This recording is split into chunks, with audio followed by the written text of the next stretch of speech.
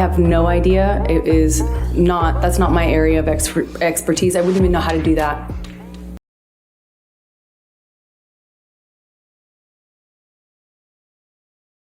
The Idaho murders and some troubling behavior he exhibited in the weeks before and after the murders, but before he was arrested.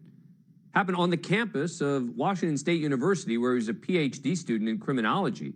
Behavior that was so troubling, according to the New York Times, the university launched an investigation into Kohberger of his conduct towards women after getting complaints from female students and his performance as a teaching assistant, ultimately leading to his firing from his paid teaching position in late December, just 11 days before his arrest.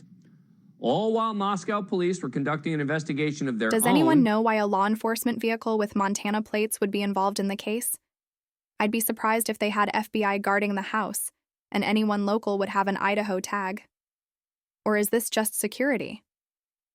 Either way, I'm surprised to see a Montana license plate. An investigation of their own into the killings of the 4 students on November 13th. The Times report lays out the timeline of trouble for Kohberger at Washington State, beginning on September 23rd, about a month into his first semester there, and this is a month and a half before the killings. According to the school, Kohberger had an altercation with the professor for whom he was a teaching assistant. No details on what it was about. Okay, this aggravates me. The reason there are no details is because this information never came from the school directly. I hate how he says, according to the school, because that's bullshit. The school never said that. For the murders, a professor emailed him about the ways in which he had failed to meet expectations as a TA thus far in the semester. It's previously been reported that students had complained about Kohberger's harsh grading as a TA during the time leading up to the murders. November 2nd, 11 days before, department leaders met with Kohberger to discuss an improvement plan. Then December 9th, nearly 4 weeks after the killings, the school reports Kohberger had another altercation with his professor on December. Once again, that's bullshit. The school did not report anything like that. It's a shame that mainstream media does not do its due diligence and realize that even if this really did happen, it falls under privacy laws and could not be disclosed anyway. 15th, we have video of Kohberger being stopped by police while on the road with his father, leading to his Pennsylvania home. And at about the same time, school officials met to discuss Kohberger's future as a TA in their end-of-the-year meeting, investigating reports from some women that he made them feel uncomfortable, and in one instance was accused of following a female student to her car. Why is him following a woman to her car suspicious? But Kaylee had 2 men follow her around a store and to her car, and that was brushed off as them just wanting to pick her up?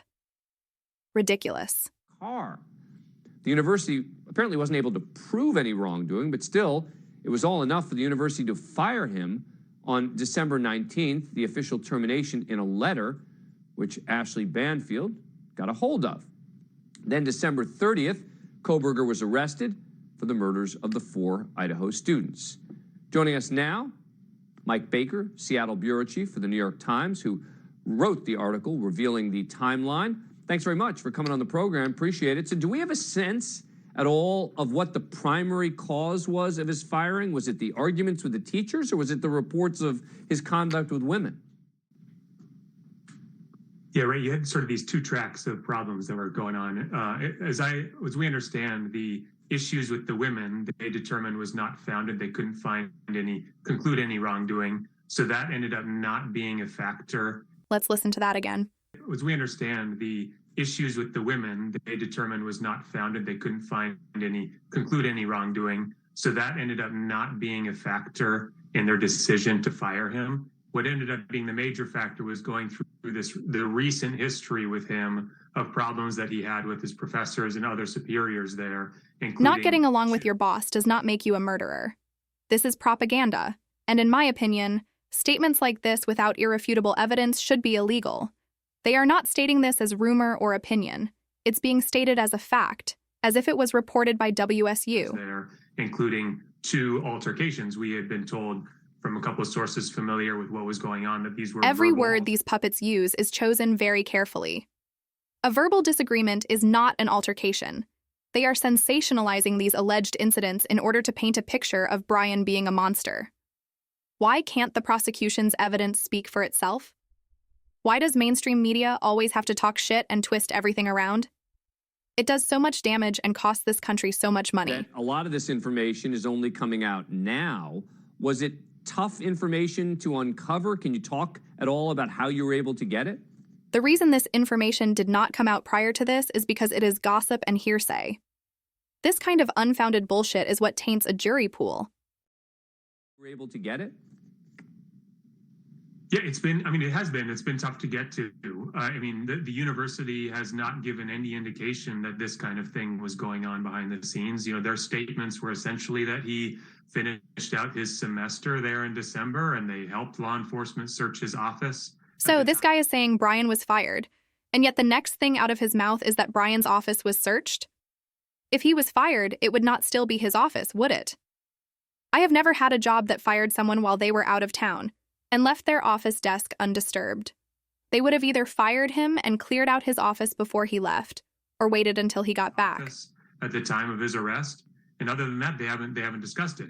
Their position right now is that federal privacy law essentially prohibits them from talking about the details of his time at WSU. Exactly. So how did his sources get this information? Even though, he was a teaching assistant, he was in a position of leading some of these students. And so we're hoping to get more records eventually under that premise that he was effectively working there. Any other suggestion that there may be other troubling behavior that Kohberger exhibited at the school? You talked a little bit about it. There were a lot of concerns among students about the type of grading he was doing, how hard. This guy needs to find a new job. If all he could dig up was some rumor that Bryan did his job and did not give out good grades unless earned, then that tells me he either sucks at reporting or there was nothing to dig up. Or both. What do you think? Thanks for watching. Please subscribe and like.